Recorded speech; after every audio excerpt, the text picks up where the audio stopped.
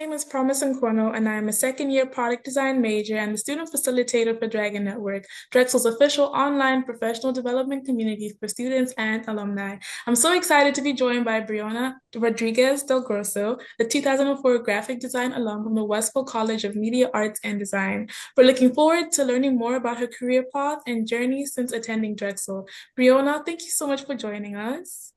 Thank you for having me. Okay, let's jump right in. Can you tell us about your Drexel story from graduation until now? What were some key experiences that shaped your career? Yeah, sure. First I have to say like Drexel completely set me up for my career.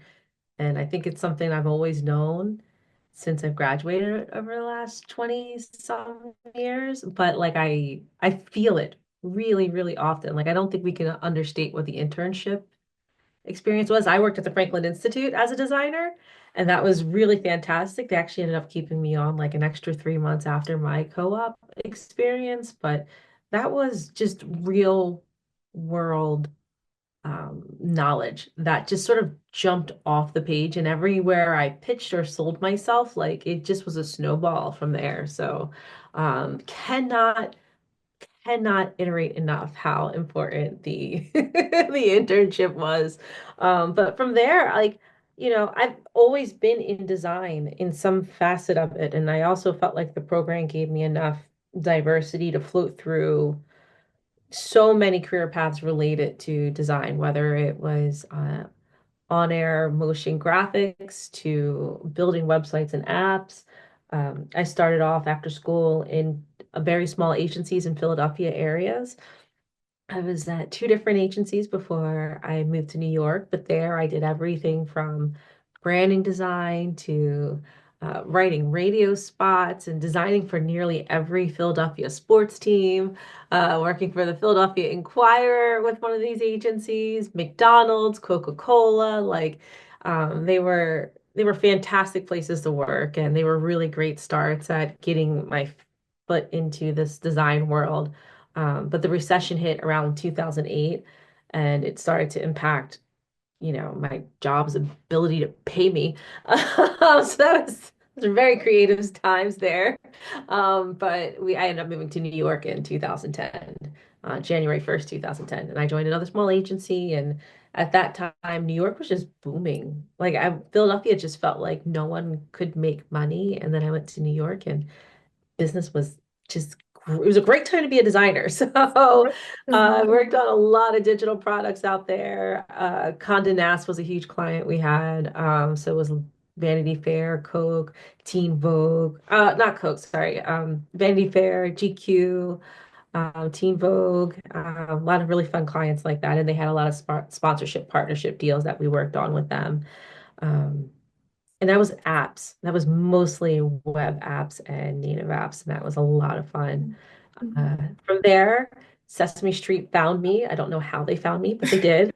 And I I actually asked the woman who hired me a couple years into it, "How did you find me?" She goes, "I don't know. Your resume was just on my desk, and I just called you." And I was like, "What?" So um, that was great. I was there for almost 10 years and just got to revamp basically all the marketing and creative design that was coming out of there Mhm. to their consumers. And so helping launch social media pages, redesigning interstitials in between the show, events, tours with the Muppets, like running down to South by Southwest and making Cory Booker have a nice photo with Bert and Ernie. Like it was a really adventurous time. It was also a time where I was starting to get a little bit curious about my other skills because maybe at 10 years, 10 plus years designing at that rate. So I started writing. I started a blog back when we were blogging, and that after a year of blogging, and I didn't tell many people, but an editor saw it, and I got a weekly love and relationship column, which was pretty cool for a new starting Latinx publication. And then from there, I started writing for her magazine. I got picked up by a group who was starting Women in Digital as a Mhm. cohort cohort across the nation, and I led the New York City chapter, which was really fun. Um, and then in this time, I suddenly was like, I want to make a documentary. So I made a documentary all on self-doubt, all while working on Sesame. Mhm. But it was a really great place to like sort of like stretch my wings as a creative and go a little bit further than I had been Mhm. able to. And then finally, I think uh, just around year 10 there, Google found me. Fast Company did an article about me working at Sesame Street, and Google was like, "Hey, let's talk." And they Mhm. eventually brought me over to focus on ads privacy there. And Mhm. at Google, I was able, after 6 months, to go, "Okay, I understand why no one understands what your ads privacy policies are. I think you need a product." So I was able to pitch with a good friend and partner of mine, David Temkin, this product called My Ad Center. We launched it 18 months later. It had over 800 million users within the first year. I cannot find another product with that many users. And basically, we created a win for everyone, a win for Google, a win for consumers, and a win for ads. You can now control the Mhm. kind of ads you see on Mhm. Google properties. And you can control the data that's being used to show you those ads, including the ability to turn off every possible facet of that data so that your privacy is really in your own agency. And so it was a really fun project, really loved it. But ultimately, then, I was like, I got to do something else. So I just quit that job in September. And I decided to go to grad school and study death, grief, and loss. And now I'm in the process of launching a platform that looks at the intersection of the analog generation who are entering their end of life phase. I'm looking at that and the intersection of AI and grief and seeing what kind Mhm. of folk wisdom we need to archive Mhm. as we move into a generational future where AI will be everywhere. Mhm. So it's across the board, long career. Some of those experiences, though, you've asked me what set me up for success was I thought about this and I thought that of two that might be helpful, especially during this time. I definitely can say going through a recession Mhm. career-wise is Mhm. a pretty strong It's line. You it's hard. remember? It's hard. I did the commencement speech for Westfall in 2000 this year in 2024.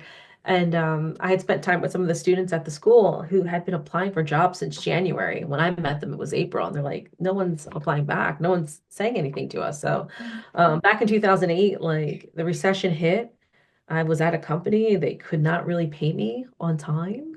And most of their clients were at the State Department of Pennsylvania, who wasn't also getting any money for funding. So, like, diversify your income, or if you're looking for a job at an agency, make sure they have many clients. You don't get stuck in the situation I was in.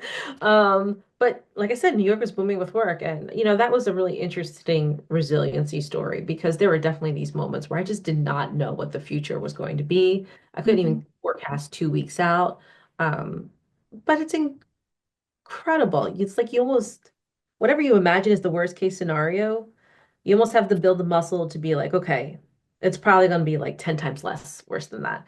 And so I was able to move to New York, and it definitely gave me this confidence to like know that I can handle anything. And I think quitting my job at Google does the same.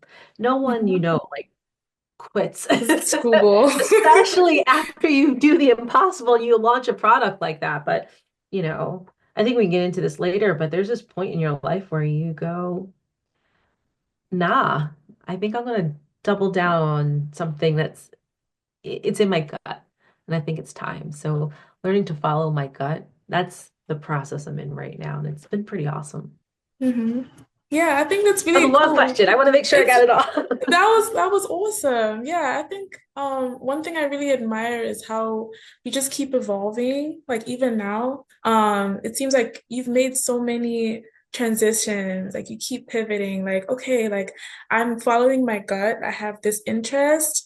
I'm not just of this one skill set. I want to see what else I could be, what other directions I could go. Yeah, like how did you develop this kind of ability to be like water like you keep moving? How did you develop that? That's pretty cool. I love that phrasing because it did not feel like water. I did not feel like I float. I would say transition for me has usually come when I like can't take something anymore. And it's like the cost of staying is worse than the cost of leaving. And there's times where I wish I'd followed my intuition a little bit quicker, but it all worked out. It all worked out, you know. If I'm sure the universe knows I'm hard-headed and I need a few little starts before I go. You know, like for instance, like in the first job I had out of school, I couldn't take the fact that I wasn't growing. I felt like I was not. Felt like designers around me were crushing it and I was making the same thing over and over again. And I was like, my portfolio isn't going to be able to compete. You know, the second job I left, not because I didn't love the work, but I wasn't getting paid. Like it was a recession. There was nothing I could do about that, you know? And when it came to Google, ultimately, like I had the option to, become more senior in leadership and focus and be strategic in that way. But like I was like, I'm not going to grow in that way. And I was, I'm neurodivergent and an Aquarius rising. There's no way in the world that I'm going to like follow a path that's going to stick to perpetuating systems that I don't think work. So, yeah, it was really always like, I don't think I can do this anymore. And I couldn't let go of the feeling. Sometimes I would say, if I didn't move now in 5 years, later, like, would I regret this? And that has been something that I have used for decades now. And I've turned down like three different job offers from Disney, which I never thought I would do. But like, I've used that tool and I even use it to find my husband. So like, sometimes it just doesn't make sense, you know? Usually it's often because I didn't have enough information. Um, so you spend time talking to other people. Does this make sense? Would you do this? What do you know about this? And then you just start hearing yourself, you start hearing your intuition, and it gives you a little courage. Mhm. Yeah, that's beautiful. And also, another thing that's really cool about you is that you made a documentary. I don't know how you landed there, but you made one about self-doubt. And I think this is something everyone deals with one time or another, students, professionals. And I guess I want to know what your tips are for overcoming self-doubt in order to accomplish your goals. Yeah, like I learned actually from that process that it doesn't go away. Like self-doubt it is a part of our system and but it's interesting. It's like all you have to do is just become aware of it. Like if you can develop the awareness that right now this thought is a self-doubt thought, even developing that, you will find the rest of your inner hype women or inner hype men coming out and be like, yeah, that's not real. That's self-doubt. And then you're like, what do we need? Let's go dance and let's go grab a drink. Let's reorient ourselves. Like the awareness is amazing. And sometimes in the awareness, the self-doubt, you get to see where it comes from. You get to see if it's like an old belief, if it's a childhood belief, and it's anything that you're like, okay, this isn't even my voice. This is my parents' voice. This is my old boss's voice. This isn't my voice. And then again, you run into well, staying costs more than leaping. And so you just kind of all you have to do is tumble your way through it. Perfection, not required. Yeah, you're So. right. Yeah, I agree with that. Also, I'm taking a class this quarter called Ready, Set, Fail, and it's about failing your way to success. Like, so same idea, tumbling, failing, and just you just keep moving at the end of the day. Yeah. Yeah. Yeah, I've been working on these principles that kind of like look at how, the history of like Western civilization has like impacted the mindsets that we adopt, and, you know, Mhm. perfectionism comes up in that, and so does even the avoidance of discomfort, Mm. where Yeah. we have a world around us that's like, oh, feeling bad, here's TikTok. 10 minutes later, you'll have dopamine, Yeah, and yeah. it's like sometimes I'm self-doubty and it might take about 36 hours. So let me just ride it. Let me Hmm. just ride it. Yeah. Yeah, and also, I think I'd love to hear about your most recent career transition. I guess you're doing you went back to grad school. I Um, did. yeah, and and your project, your independent project about grief, I find that really interesting. And I guess I want to hear what led you to make that decision to go back to grad school. Did you like vision it would be something you'd always do? And what kind of bold steps did you take to pursue it? No, talk about more tumbling. So, it was May of 2024. I knew I was done in my role and I knew I needed a change. And, when I was blogging and documenting and writing and stuff, I had had the feeling of maybe I can do something on my own, but I just didn't have the rest of the tool set. And I think I've noticed that time has no discrimination, like in terms of when something kicks in. It's like, oh, you'd like to do that? Let's go. And you will see everything that comes up is an opportunity for you to learn about yourself. And then you continue down on the path. And so there has always been this entrepreneurial spirit in me. I've also always been fascinated by why we are here, where we come from, and what comes next.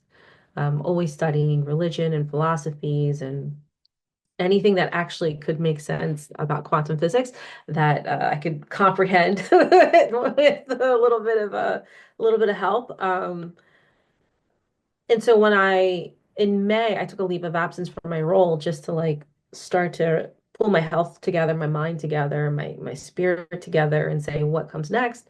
And I was able to somehow hear a little tiny voice go, okay, well, what do you love? And I go, I love creating. I know that. I love helping people. I know that. Um, oh, and I guess I always love that other thing of like spirituality. And well, what is it about spirituality that you're so focused on? And I just heard death. And from there, a world opened up where I had been talking for years about resources that I wish were in place and they weren't there. And I kept wondering when someone was going to work on that, why no one has worked on that. And so, actually, quite naively, I was like, okay, that's what I'm going to do. I'm going to build the thing that I thought should be there. Talk about like Western civilization influence on mindset as if I could possibly know and solve that in that moment. But um, very quickly, I looked up different grad school programs. I found a small school in Wisconsin. The degree I'm getting is a master's in thanatology. Very few people offer it, but it is the study of death, grief, and loss. And the coolest thing I have to say is when you are in a leadership role and you quit your job, people are like, so what are you doing next? And I had a great answer in terms of this thing is missing. I'm going to focus on that. And I began my research and I began, my school work journey. And then, I met a lot of people. Serendipity has been working like wind behind me on a daily basis. And I have completely surrendered to it. And there are people who have come in my life and they've told me their stories. There's one story of someone explaining how in her master's program, her professor really, I'm not her, I'm sorry, in her PhD program, her professor insisted that she take some time to study the work on her dissertation. She had did the written exam, did the verbal exam, and she was going to write the dissertation. He was like, pause, go away and digest it in your own way. And when she told me that story, no more than like 4 days beforehand, had I been like, I don't think I'm interested in what I thought I was interested when I started this. I am seeing this other world that combines my design background, my tech background, and my curiosity. And so letting myself go, that path has does not have the same business plan.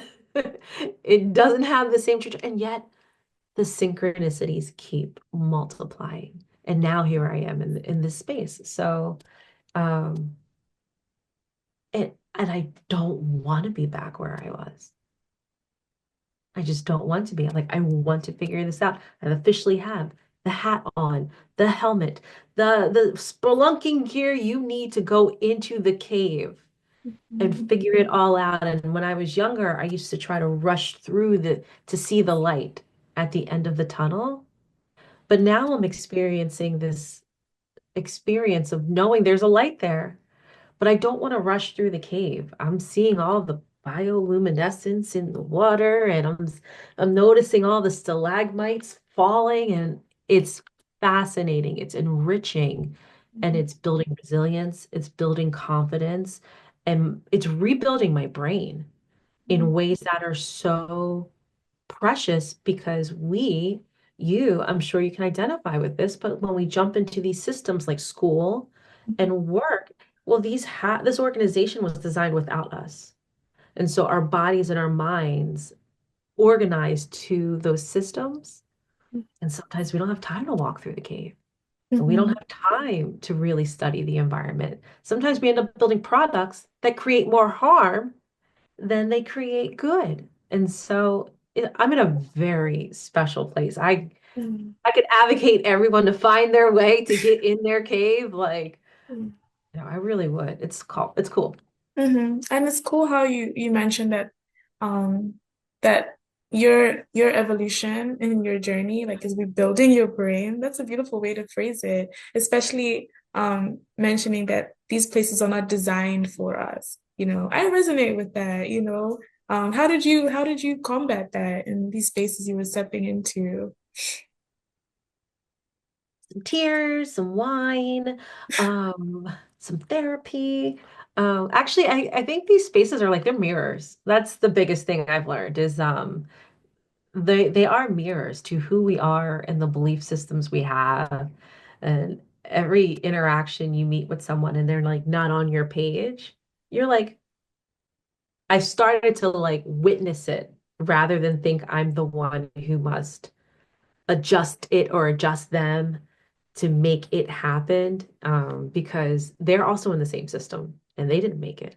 Mhm. And they're probably going through their own version of limitations, as we both try to figure out which button do we design to make people click on this website. So um being in these spaces where I've had some amazing friends, amazing community. And you don't need a lot of people, by the way, to like make your day. You just need a couple, a couple rock solids. But yeah, it's mirror work. Oh, my whole career, you just learn, ooh, well, that's who I am. Ooh, I didn't know that. Yeah. And also sometimes you talking about the friends that you've made along the way and how sometimes those mirrors can be our community, our mentors. And Dragon Network is all about fostering mentorship and connection. Have there been any effective mentors you've had that were particularly memorable? Are you a mentor yourself? Oh yeah, I have office hours. So many of the graduates from Westfall have like got on my calendar and booked me up. And so shout out to all of you. But I've always been a mentor. I've always had mentors and I mean, it's so hard to navigate in a system you did not create. And while you're simultaneously navigating it, you're also understanding the limitations of the information you have. So whether you are a CEO or a new grad, like you're always going to need information and surrounding yourself with people who feel like they can listen to you and be generous. Sometimes I've had a mentor for 2 weeks and sometimes I've had them for like 10 years. So, it ebbs and flows, but yeah, that as a collective, like the path forward to even reimagining what these organizational systems could be, it's us because we're the ones propping them up. So if we could just share the information out, you know, more people can make change. Yeah, yeah. And if you were to give one last piece of parting advice, to help students and alumni, just take something away from this, what would it be? I would definitely encourage, I feel like the questions that you ask have helped me reflect that my life has not been linear. Although it feels like one job to the next. It hasn't, and that's one, I'm excited. I'm like, oh wow, it didn't break me. Mhm. And Yes. so I probably won't break you. And if it feels like it's breaking you, just grab different community and you'll get the juice that you need. Mhm. But this would probably be, I'm literally standing 10 toes down in the darkest cave of unknown that I've ever been in. I I have a glimpse of what comes around the corner. I'm pretty sure that I will be fine, but I don't know what's coming, and it is the best feeling. And that's possible. And I think that's like the one of the most important messages I wish that I had heard. You don't actually have to know what's coming. You just have to know you. And me, she left during a recession and got another job, like she navigated tons of uncomfortable corporate moments. I'm alive. I'm fine. I'm in grad school. Even as we become older and are more senior in our careers, it's interesting because you don't get to touch the work as much. You don't do the tactile work as much. And you can feel your skill sets be a little wobbly, like, oh no, what can I do? I don't use Adobe software. I do this. And now they're cutting off senior heads in layoffs. What do I do? All you need is like 2 months with yourself in the cave, baby. You can be so surprised at how strong, resilient, intelligent you are. And your value has nothing to do with how you reflected in the systems you participate in. So, like, if it's unknown, if it's uncomfortable, it's for you. Get to it. So long as you're safe. So long as you're So safe. long as you're Yeah. safe. Oh, thank you so much for taking the time and all of your inspiring responses today. I know both alumni and students will really appreciate them. We welcome everyone to join us next month for our next Power Lunch series interview and hope that you all continue to utilize Dragon Network to connect with one another. Thank you so much, Brianna. Thank you.